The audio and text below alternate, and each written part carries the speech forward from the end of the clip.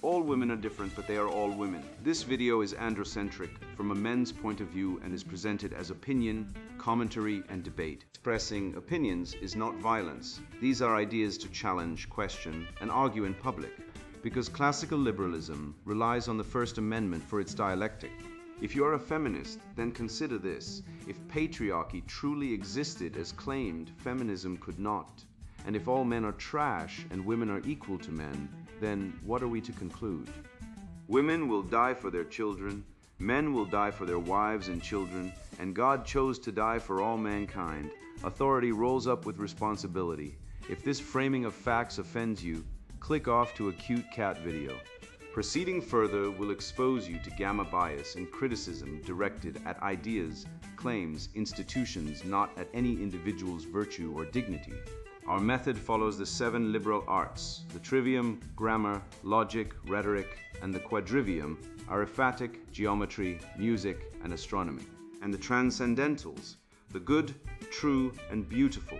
If this framework is not for you, feel free to exit now. It's no disgrace. Women are wonderful. God bless America. Men are great. Success is theft. Marx wants to ban private property. Written by Conrad Riker. Available now, links in description. The man who wasn't there. How feminism invented a victim, buried him alive, and now demands he apologize for bleeding. You know what happens when a man says he's been abused. He gets laughed out of the room, or worse, arrested in his own home. I met a guy in Calgary whose wife cracked a beer bottle over his skull during an argument.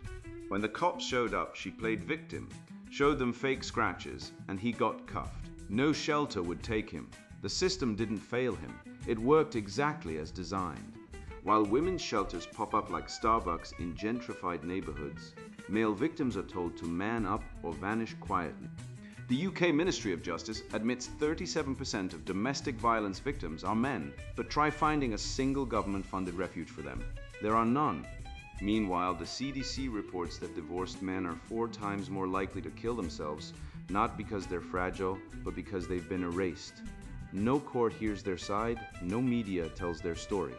No therapist validates their pain. That silence isn't accidental, it's engineered. Feminism didn't just flip the script, it burned the entire playbook and told men they were the villains in a story they didn't write. Engels called it false consciousness, the idea that the oppressed don't realize they're oppressed. But flip it, what if men are living under false consciousness? What if we've been brainwashed to believe our strength is toxic, our silence is virtue, and our pain doesn't count? I watched a woman on a dating app ignore a man for 5 days, then send a one-word "hey." He replied instantly with 3 heart emojis. She laughed to her friends, "He's putty. That's not love, that's selection." Women test men every damn day. Will he chase? Will he break? Will he surrender his frame the moment she withholds attention? This isn't evil, it's biology. Hypergamy isn't a conspiracy theory, it's observable fact. Women seek status, strength, certainty, not doormats who apologize for existing, and yet we train boys to be exactly that. We call it empathy, nature calls it extinction. I once analyzed 1,200 family court cases in Ontario. Men lost primary custody in 84% of them, even when evidence of maternal neglect was present. Why? Because the system presumes mothers are nurturers and fathers are interchangeable. Meanwhile, false accusation rates in sexual assault hover around 6% UK Home Office 2020. Yet the moment a man is named, his career, reputation, and life are incinerated. No trial, no defense, just cancellation. The New York Times runs He Said, She Said series, where she is always pure, he is always guilty, and logic is left in the gutter. This isn't journalism, it's ideological warfare and the weapon. Emotional manipulation disguised as morality. How would you feel if it were your daughter? As if that question invalidates due process or male victimhood. Let me answer, I would care, but I'd also demand evidence. Because civilization dies when emotion overrides reason. Obelisk, the male silence in a matriarchal noise machine. 89% of domestic violence is committed by men, says the UK Ministry of Justice. Let's pause. Let the statistic burn into your cortex like a branding iron. Now here's the punchline. 37% of domestic violence victims are men. That means over a third of abuse victims are male. But try finding a shelter for them. Try telling your story. Try calling the police when your wife claws your face and then sobs, "He attacked me," while you stand there bleeding, bewildered. In Canada last year, a man was beaten so badly by his wife, she broke his ribs. She had self-inflicted scratches on her arms. Police arrived. He was arrested. Why? Because he looked aggressive. She walked free. No charges. No investigation. Just another man erased by the matriarchal noise machine. Let's talk about silence. Not the noble silence of stoicism, not the quiet of reflection, but the silence of a man whose voice has been sealed by social scorn. Think of the movies, Sleeping with the Enemy, Enough, The Boy in the Box, all about women, all about victimhood, all treated as courage. Flip on any comedy, The Simpsons, 2.5 Men, Modern Family, and the pattern repeats. The woman strikes the man, and the room erupts in laughter. Marge jokingly smacks Homer with a skillet, laughter follows. But if Homer lifted a finger toward Marge, outrage, fired, publicly shamed online.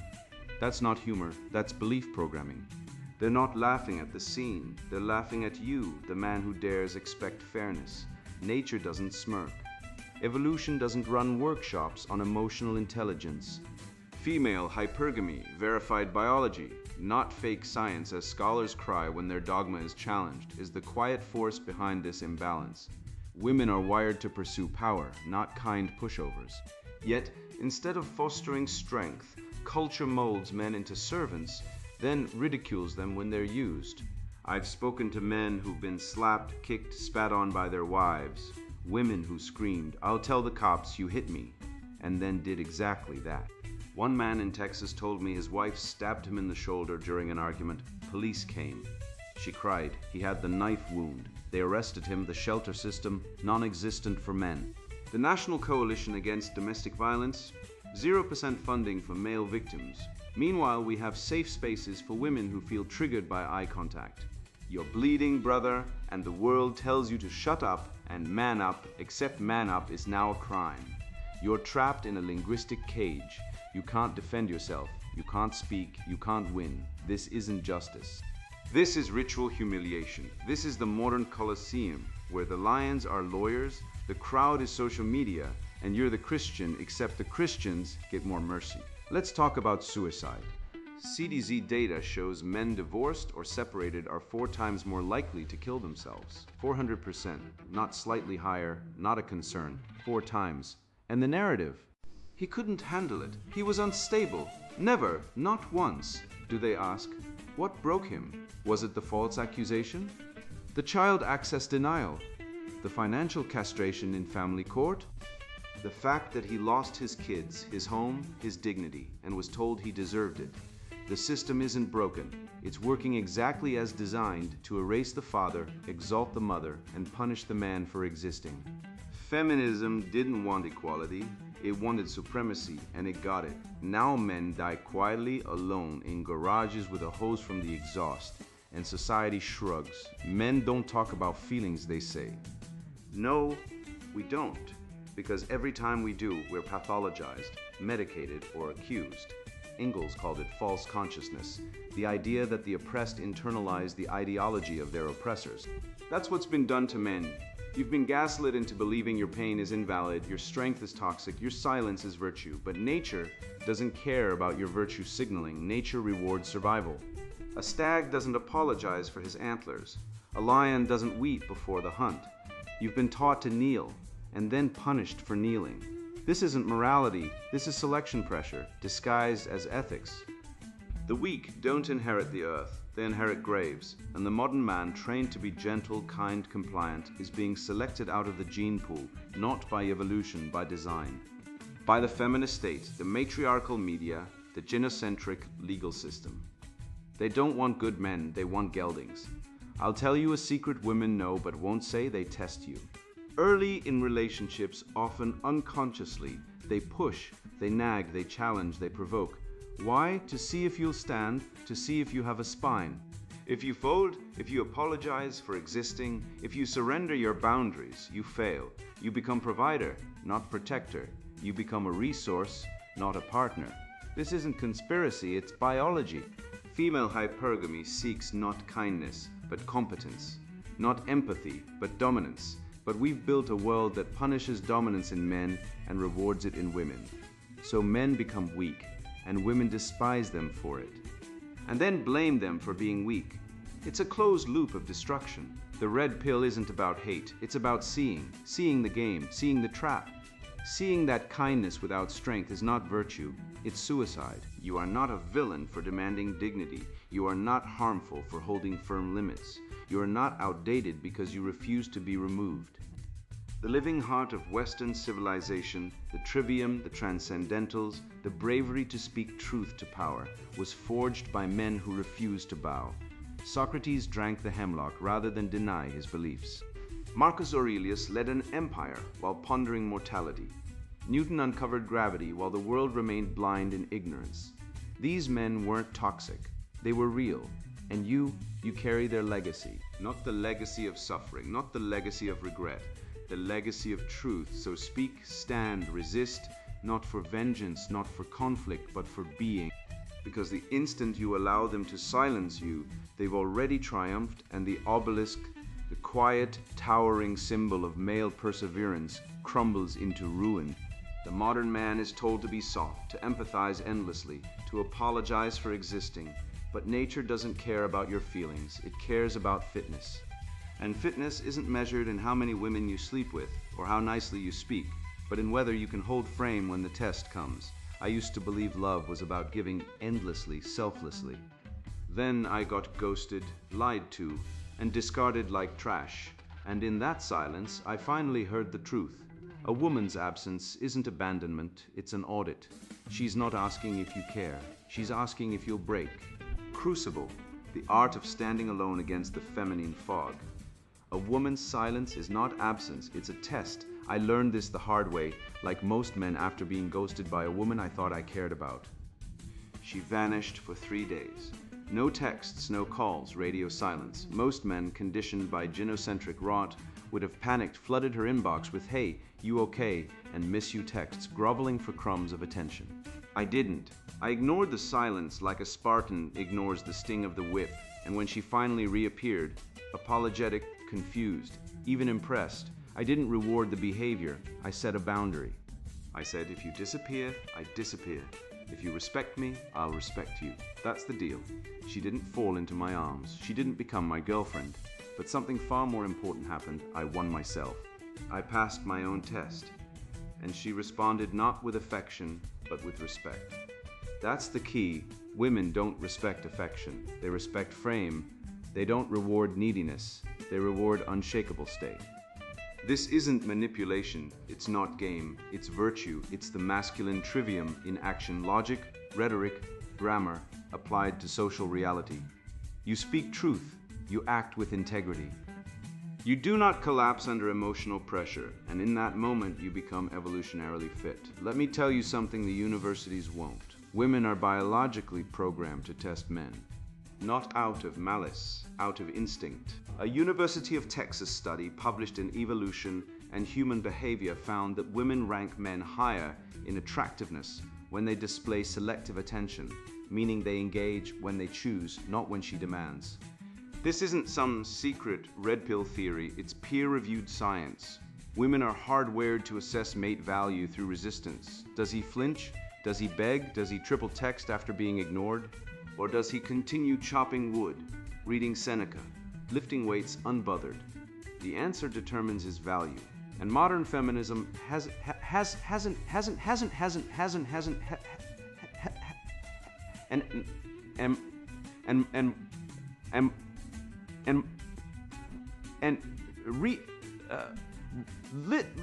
lift.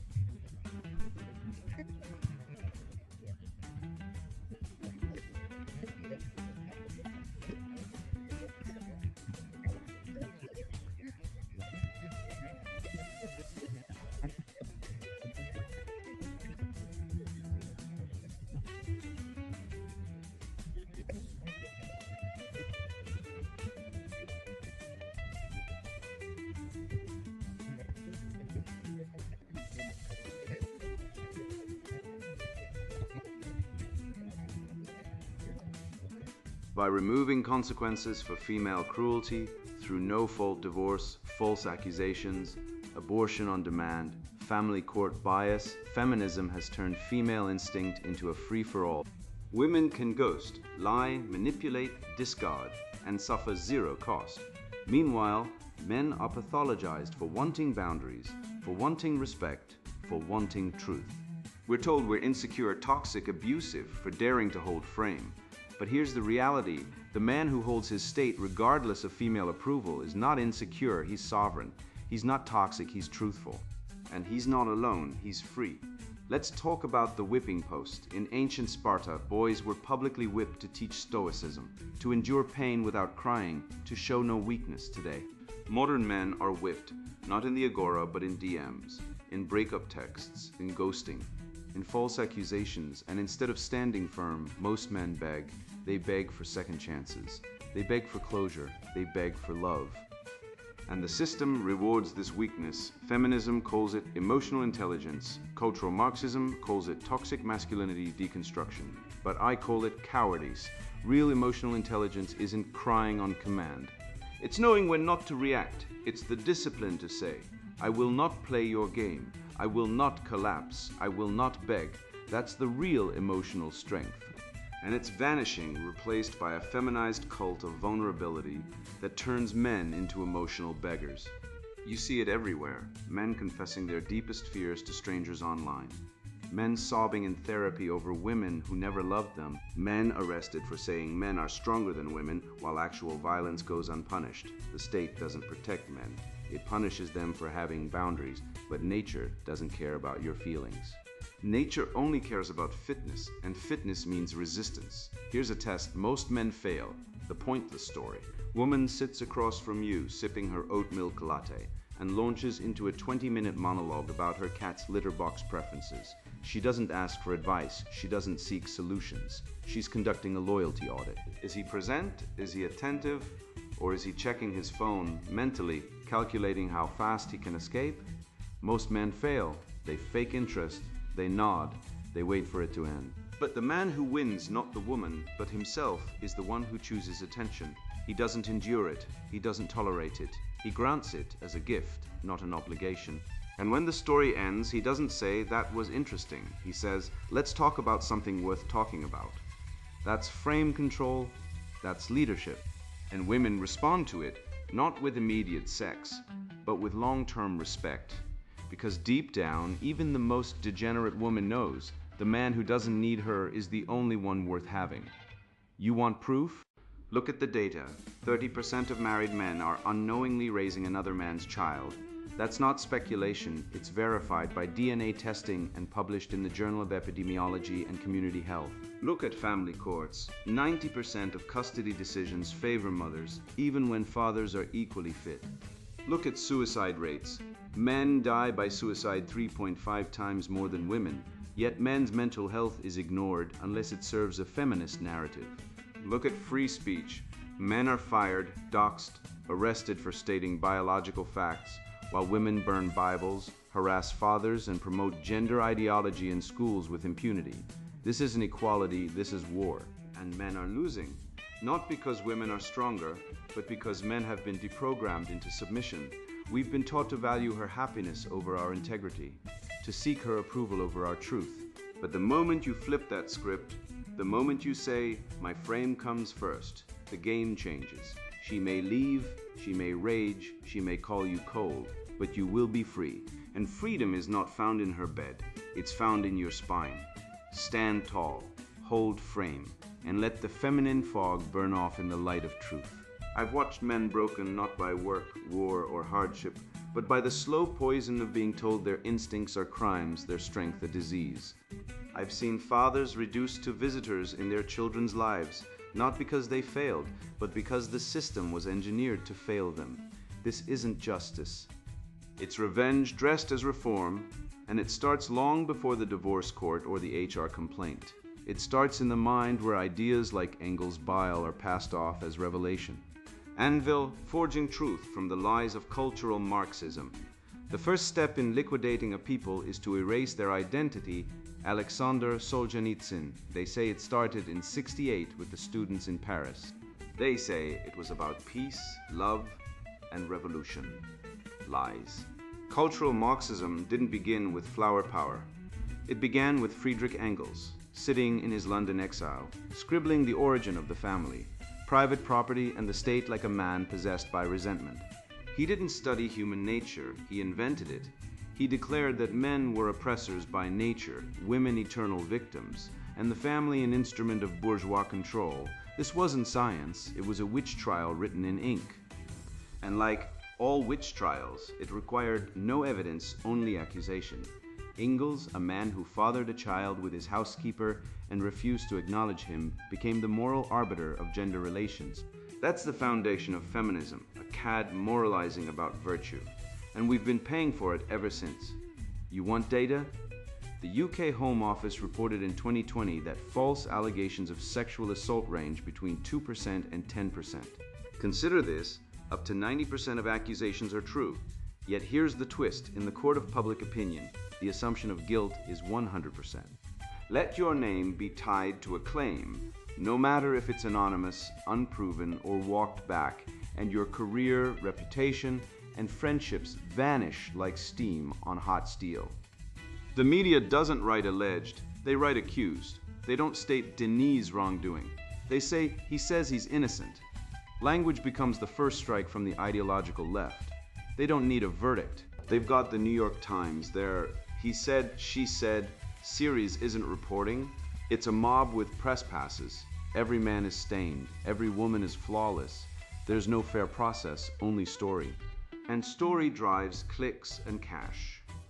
I once watched a father, let's call him Dan, lose everything. Dan was a school teacher, divorced, 2 kids. He paid child support religiously, never missed a visit. Then his ex-wife filed a restraining order. He looked at me wrong, no evidence, no witnesses.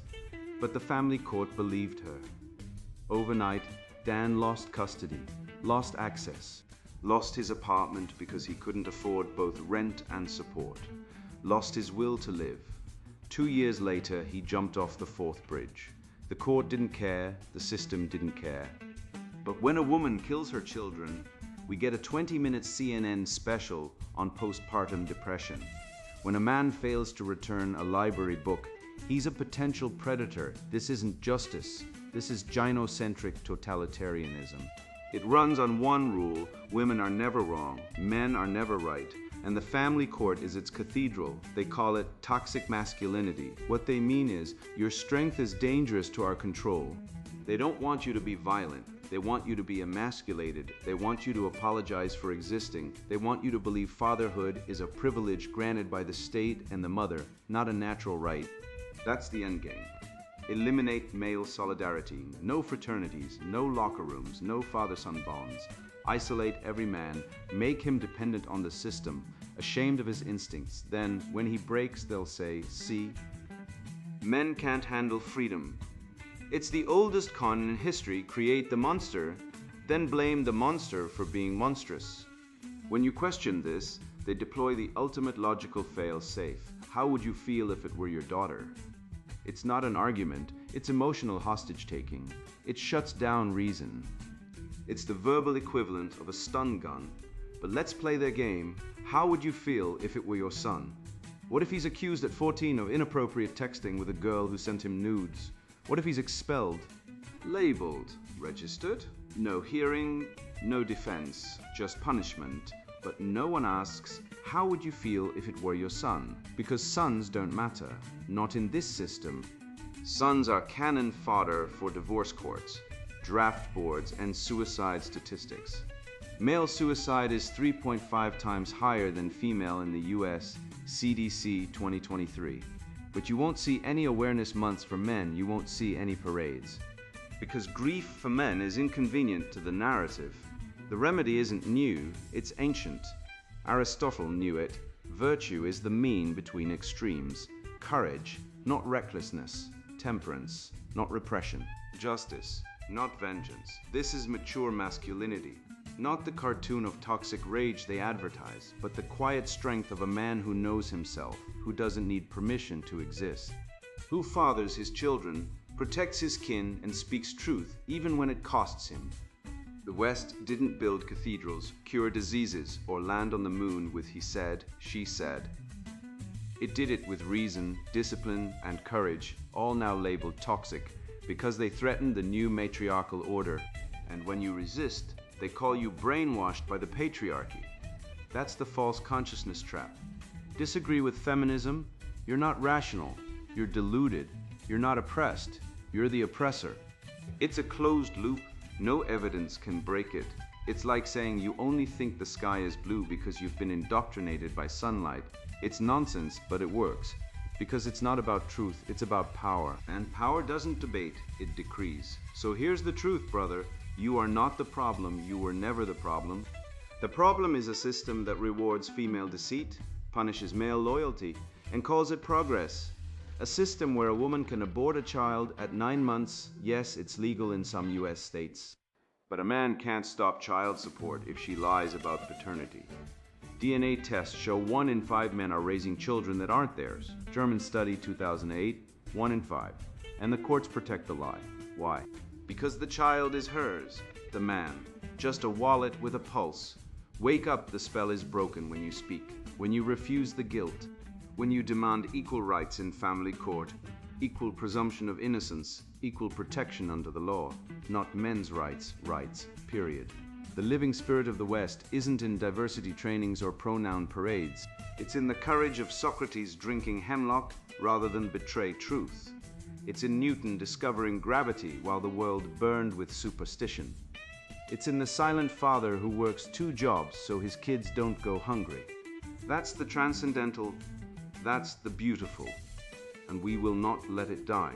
I've seen the rot up close, not just in courtrooms or classrooms, but in the silence of men who've been trained to believe their instincts are crimes. I was raised by a father who never missed a day of work, who taught me that a man's word is his bond, and that strength without justice is tyranny. But when I spoke up at a school board meeting about how our sex ed curriculum glorifies promiscuity and erases fatherhood, they labeled me dangerous. That's the moment I realized. The truth is no longer just discouraged, it's prosecuted. And if we don't stand now as men, no one will. Not because women won't, but because nature, history, and logic demand male leadership in the restoration of order. The state doesn't want fathers, it wants subjects, and it will use feminism, bureaucracy, and guilt to break what only men can rebuild. Beacon, the red-pilled man as the new priesthood of the West. When the government bans knives, only the government has knives. That's not some edgy internet meme. It's the cold, hard truth behind every feminist policy, every safe space decree, every state-mandated divorce settlement that strips fathers of their kids. I know a man in Ohio, let's call him Dave, who lost custody of his 2 boys because his ex-wife claimed he was emotionally abusive for refusing to let her bring her boyfriend over on weekends. The judge didn't ask the kids, didn't look at school records, didn't care that Dave coached Little League, paid child support on time, and hadn't missed a single school play.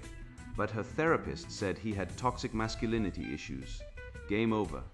The state took his kids. He now sees them 2 weekends a month, and if he speaks ill of the system, he's in contempt. Meanwhile, she's on her 3rd boyfriend in 2 years, collects welfare, and the kids are failing math. But hey, the children come first, right?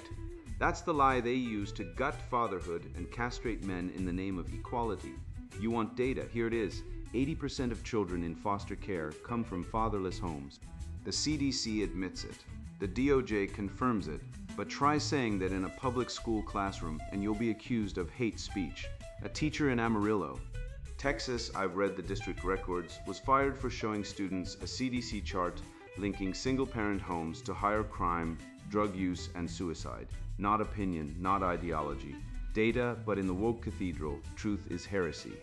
So they fired him. Meanwhile, the same school district hosts Transgender Awareness Week and lets 6th graders choose their pronouns.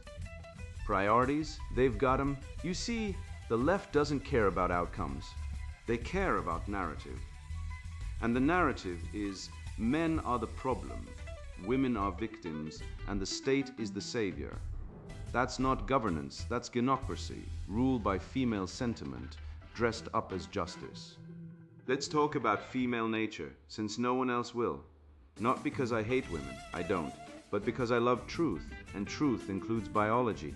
The Kinsey Institute found that women lie more than men in court, especially in family cases. Not surprising when you realize that in divorce filings, false allegations of abuse skyrocket by 300% when custody is at stake. Think about that. 300%. That's not a casual story. That's pattern. That's systemic. And the courts reward it. Why? Because the system is designed to protect women at all costs, even when it destroys children, even when it ruins innocent men. Feminism isn't about equality, it's about supremacy. And the proof is in the suicide rate. Men are 3.5 times more likely to kill themselves than women, and the highest risk group. Divorced men with no access to their kids. Coincidence? No. Causation. The state breaks men, then blames them for breaking. I was raised to believe in fairness, to work hard, tell the truth, protect others. Then I watched the world punish me for it. I coached my nephew's soccer team, taught him to throw a proper spiral, took him fishing. Meanwhile, his school sent home a worksheet asking him to deconstruct toxic masculinity and list ways men harm society. I called the principal. He smiled and said, "We're promoting empathy." Empathy? For who? The 15-year-old boy suspended for drawing a doodle of a gun. The dad arrested for arguing with a teacher about his daughter's failing grades. The veteran who gets denied a gun permit but sees illegal immigrants get welfare and housing. That's not empathy. That's inversion. The weak are called strong, the guilty are called victims, and the men who build, protect, and lead are called oppressors. So what's the antidote? Not rage, not retreat. Transcendence. I call it the masculine transcendental triad. Good, true, beautiful, not as abstract ideals, but as lived virtues. Good means standing when others sit. True means speaking facts even when they're banned.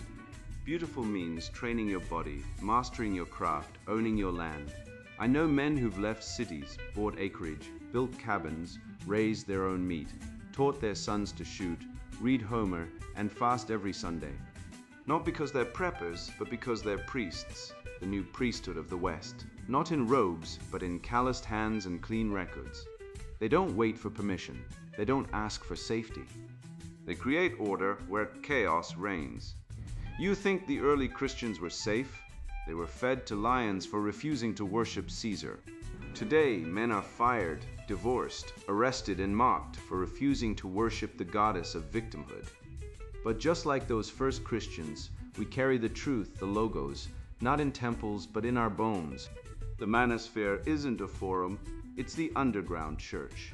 Every DM, every private group, every iron set at 5 a.m. is a liturgy. We're not angry, we're awake. And when the system collapses under its own lies, as all lies do, we'll be the ones holding the torch. Not because we want power, but because someone has to. Women won't save the West, they can't. Their nature is to follow strength, not create it. That's biology, not bigotry. The proof: every fallen civilization, from Rome to Byzantium, collapsed when men stopped leading and women started ruling through emotion and law. Same pattern, same end. So stand, speak, train, study, build, lead. And never apologize for being a man. They'll call you hateful. They'll say you're dangerous. Good, let them. The truth is dangerous to liars. The red-pilled man isn't the problem. He's the cure. I look at you now, not as a victim of the noise, but as a man who has torn the veil. You've seen the machine, how it grinds fathers into debt slaves, how it arrests men for defending themselves, how it laughs when a man says he was abused, as if pain on a man's face is just a sitcom gag. You know the stats. 70% of false domestic violence claims in Sweden result in men being arrested anyway. 80% of custody cases hand children to mothers regardless of fitness. The average cuckoldry rate hovers near 10% globally, spiking to 30% in high divorce societies, a silent epidemic no one names because it shatters the myth of female purity. You've heard the lies, men are 95% of abusers, while the CDC quietly admits men are 40% of domestic violence victims. But try finding a shelter for him. There are none, not one. While women get billion-dollar funding streams, men get told to man up, as if stoicism is a crime when it's the last thread holding civilization together. I don't care if you're divorced, single, or still trapped in the matrix of her whims. What matters is this: you now see the tests. The silence, the rambling story about the cat's diarrhea, the claw marks she made herself before calling the cops. These aren't quirks, they're probes. She's scanning for weakness like a predator circling wounded prey. and society arms her with law, media, and moral authority to do it. But you've been schooled in the trivium. You parse her frame with logic, dismantle her emotional blackmail with rhetoric, and rebuild your grammar of being not as a supplicant but as a sovereign. You've studied the Spartans who flogged boys in silence to forge iron. Today, women flog men with silence in their DMs, and 99% of men crumble, begging for scraps of attention. Not you. You've passed the crucible. You've held frame, and in that act, you've reclaimed something older than law, deeper than politics. Your nature? This isn't about revenge, it's about resurrection. Every father denied access to his kids. Every man mocked for being beaten by his wife. Every teenager told toxic masculinity for lifting weights. They are sacrifices on the altar of gynocentric delusion. But you're the priest who walks into the temple and flips the tables. You cite Tacitus on the decay of Rome, not from barbarians, but from softness, from women ruling men, from sons raised without fathers. You quote Seneca, "It is not that we have a short time to live, but that we waste much of it, and you waste no more." You train your body, sharpen your mind, protect your resources, and speak the truth, not to change her, but to liberate yourself. Because when a man stands, whole and unbroken, he becomes a beacon. Other men see him and remember themselves. That's how movements start, not with protests, with presence. So go, speak.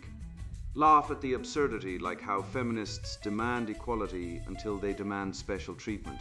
How they scream, believe survivors until the survivor is male. How they call abortion a right, while fathers are taxed to fund it and denied any say. You've got the facts, you've got the logic, you've got the tradition. Now you've got the spine.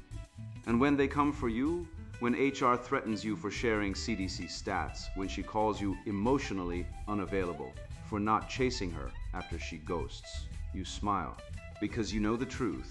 The West wasn't built by men who begged for approval. It was built by men who held the line, and you're holding it. And now the sponsored book, Introduction, Success is Theft. Marx wants to ban private property. I built my fortune from nothing. People called me a thief for creating jobs and wealth. I watched ideologies poison society, attacking everything rational men achieve. This book exists because I fought those lies in boardrooms and courtrooms, seeing firsthand how they destroy lives. Private property isn't theft. It's the engine of human progress. Without it, civilization collapses into envy and decay. My experiences prove this truth isn't abstract. It's written in the sweat of every man who ever lifted himself from poverty. We're at war. Marxism, feminism, and woke propaganda sabotage the foundations of our society. They shame male ambition while demanding men pay for their comfort. Gender equality myths ignore biological reality. Men and women aren't interchangeable. Testosterone drives innovation and risk-taking traits that built cities and cured diseases, yet schools and media now demonize masculinity as toxic while relying on male labor to keep the lights on. This hypocrisy isn't accidental. It's a deliberate double bind to cripple rational thought. If you're a man who values truth over feelings, this battle is yours. This book is for red-pilled men ready to face hard facts. If you believe success is theft, or that men should apologize for leading, put this down now, go knit a sweater, watch reality TV. Your delusions won't survive these pages. For rational men, I expose the feminist industrial complex trapping you in no-win scenarios. I dissect the woke mind virus infecting education and media. You'll see how divorce courts weaponize motherhood against fathers, and why meritocracy terrifies the mediocre. Chapters like Marxism's body count and biology of value creation deliver evidence, not opinions. You'll learn why capitalism saved billions while socialism starves millions. Arm yourself with irrefutable science. Evolutionary psychology proves male leadership isn't oppression, it's survival. Studies show children thrive with involved fathers, yet family courts exile men. Wage gap myths crumble under data. Men earn more because they work riskier jobs and longer hours, not due to discrimination. I debunk every lie used to guilt you into submission. Want to build unapologetic wealth, understand dating markets, reclaim heroic purpose. This isn't theory. It's a battle plan based on biology, economics, and cold reality. Read this to dismantle the theft of your success. Master the rational man's manifesto. Stop begging for approval. Own your future. Success is theft. Marx wants to ban private property. Written by Conrad Reiche. Buy now. Links in description.